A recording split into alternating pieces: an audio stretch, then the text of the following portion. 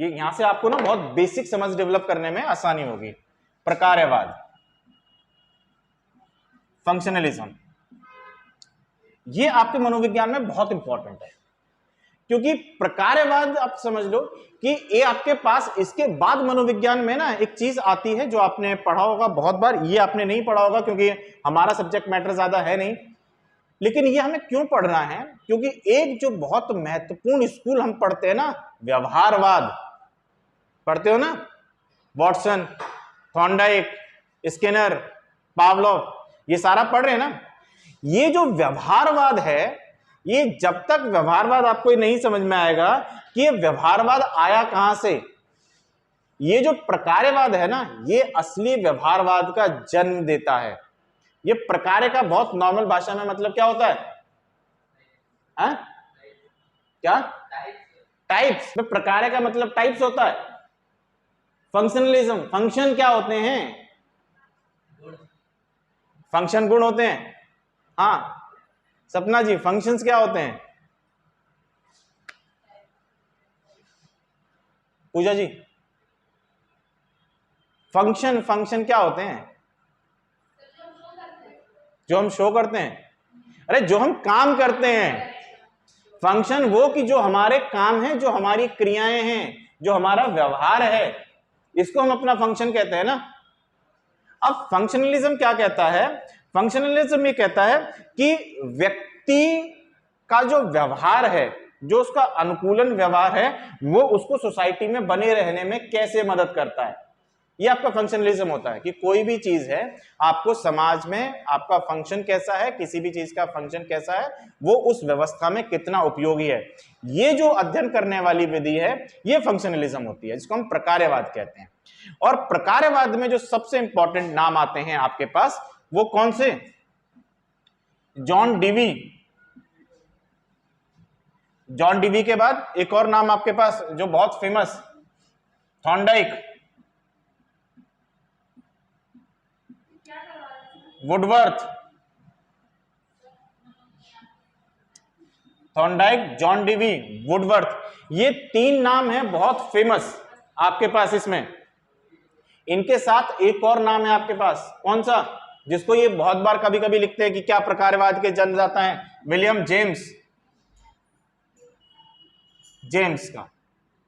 अब यहां आपके पास क्या हुआ कि यूएस में डेवलप हुई टेक्निक, और ये टेक्निक डेवलप हुई इसलिए कि वो जो पहले जो संरचनावाद था, उसकी जो इंट्रोस्पेक्शन मेथड था, वो किसी काम का था नहीं, है ना। अगर यूज नहीं हुआ तो उसके विरोध में कहा कि यार ये बहुत ना बातें बहुत करते हैं। संरचनावाद का जब आप स्ट्रक्चर देखोगे तो क्या होगा कि यार बातें बहुत हो रही हैं, फैक्ट कहां है। तो उस विश्लेषण के विरोध में ये आया कि हम एक सही चीज का अध्ययन करेंगे, और ये सही चीज क्या है? ये अध्ययन करती है क्या? व्यक्ति के व्यवहार का, या फिर हम कहें अनुकूलन व्यवहार का। अनुकूलन व्यवहार। अब अनुकूलन व्यवहार का मतलब ये कि आपका वो व्यवहार जो आपको समाज में समायोजित करता है, ठीक है। फंक्शनलिज्म है ना कि आपका ऐसा कौन सा फंक्शन है जो आपको सोसाइटी में एडजस्ट करता है, वो स्टडी करता है ये। और इसके लिए जो टेक्निक दिया इन लोगों ने, उसको हम कहते हैं क्या? ऑब्जर्वेशन। और कौन सा वाला ऑब्जर्वेशन? बाह्य निर्देशन, सॉरी क्या कहते हैं उसको? बाह्य अवलोकन। इसके लिए जो पद्धति आई प्रकार्यवाद के लिए, वो ये कि पहले वाले में क्या था? इंट्रोस्पेक्शन मेथड था। आप अपने आप को देखेंगे और फिर मेरे को बताएंगे।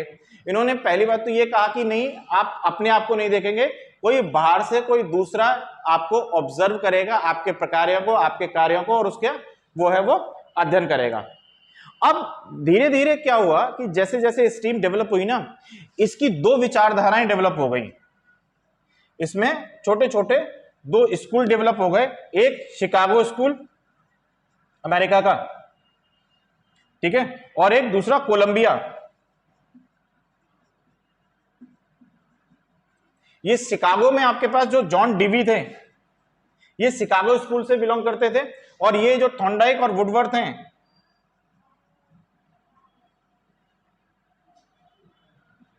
ये जो थॉर्नडाइक और वुडवर्थ हैं ये कोलंबिया स्कूल से बिलोंग करते थे। मतलब ये कि ये दो विचारधाराएं थी अलग अलग। अब प्रकारवाद में आपके पास जब भी क्वेश्चंस हैं तो एक तो ये कि प्रकारवाद John Dewey, Thorndike, Woodworth, William James, और ये इसके लिए मेथड कौन सा हो गया आपके पास, अवलोकन विधि। और अगर बहुत डीप क्वेश्चन जाएगा तो इसके प्रकारवाद के दो आपके पास अलग अलग स्कूल्स आएंगे, एक शिकागो स्कूल और एक कोलंबिया स्कूल। जो जॉन डीवी हैं वो शिकागो स्कूल से हैं और थॉर्नडाइक जो हैं वो कोलंबिया स्कूल के वो हैं फॉलोअर हैं। इन्होंने ही थॉर्नडाइक के इस सिद्धांत के आने के बाद इसने क्या किया कि आपके व्यवहार का अध्ययन किया। कौन सा व्यवहार, जो आपको सोसाइटी में रहने में मदद करता है, जिसमें आपका पास क्या हो गया, आपकी जितनी भी मानसिक क्रियाएं हैं, जो आपका अनुकूलन व्यवहार है, आपकी स्मृति है, आपका प्रत्यक्षण है, आपका संश्लेषण है, इन सारी बातों का अध्ययन करता है ये प्रकारवाद। ठीक, अब यहां से जब आपके पास क्वेश्चन आता है तो ये कि ये स्कूल जो है ना ये हमें क्या फायदा करते हैं। इस प्रकारवाद के आने के बाद ऐसा क्या हुआ जो संरचनावाद में नहीं था। थॉर्नडाइक के 3 लॉ, थॉर्नडाइक की बुक आई कब, 1903, कौन सी, शिक्षा मनोविज्ञान। ये बहुत इंपॉर्टेंट बुक है आपके पास, है ना।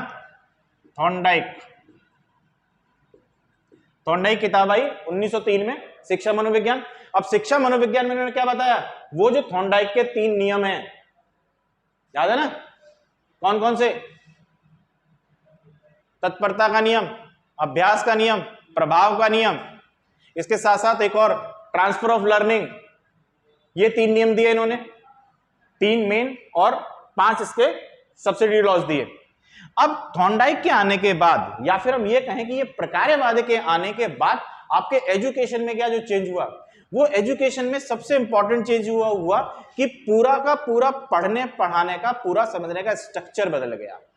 पहले जहां पर सिर्फ विश्लेषण और एनालिसिस चल रही थी ना, इसके आने के बाद जो 2-3 बहुत इंपॉर्टेंट काम हुए, एक वो कि करके सीखो,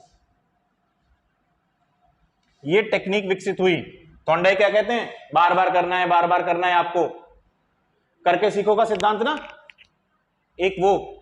दूसरा कि ऑब्जेक्टिव डिसाइड हुए, उद्देश्य शिक्षा के उद्देश्य निर्धारित हुए कि आप कोई भी काम कर रहे हैं, आप कोई भी व्यवहार कर रहे हैं तो उस व्यवहार का क्या काम है, या वो व्यवहार जो है वो क्यों है। ठीक है, इसके बाद आपके पास इसमें एक चीज और आई कि चूंकि ये विधि जो है ये बाह्य अवलोकन है। अगर आप बाहरी अवलोकन है मतलब ये क्या, ये जो विधि है ये पढ़ने की ये वस्तुनिष्ठ विधि है, यानी कि पहले वाले के कंपैरिजन ये वाला ज्यादा ऑथेंटिक है, क्योंकि ये वस्तुनिष्ठ है, पहले वाला क्या था, व्यक्तिनिष्ठ। ठीक है, तीसरी इंपॉर्टेंट चीज आपके पास आई, पहला इससे करके सीखोगे सिद्धांत डेवलप हुआ, दूसरा शिक्षा के उद्देश्यों का विकास होना शुरू हुआ, तीसरा ये वस्तुनिष्ठ हुआ, और चौथा क्या हुआ इसमें, एक जो सबसे इंपॉर्टेंट चीज आई, चूंकि वस्तुनिष्ठ है, बाहरी ऑब्जर्वेशन है, तो इसमें क्या है आपके पास कि इस पूरे आइडियोलॉजी ने ना वातावरण को बहुत महत्वपूर्ण माना। ठीक है, बजाय वंशानुक्रम के। अगर वातावरण को महत्वपूर्ण माना है, उसने ये कहा कि आपके पढ़ने या आपके सीखने में आपका वंश उतना इंपॉर्टेंट नहीं होता जितना कि आपका वातावरण महत्वपूर्ण होता है। अब वातावरण के महत्वपूर्ण होने से एक चीज और निकल के आई बहुत इंपॉर्टेंट, टीचर का रोल, शिक्षक का कार्य। शिक्षक का कार्य कैसे कि अगर वातावरण महत्वपूर्ण है और टीचर जब तक वो वातावरण नहीं बनाएगा तब तक आपका सीखना या आपकी लर्निंग जो है वो प्रॉपर होगी नहीं, या हो सकती है बिना टीचर के।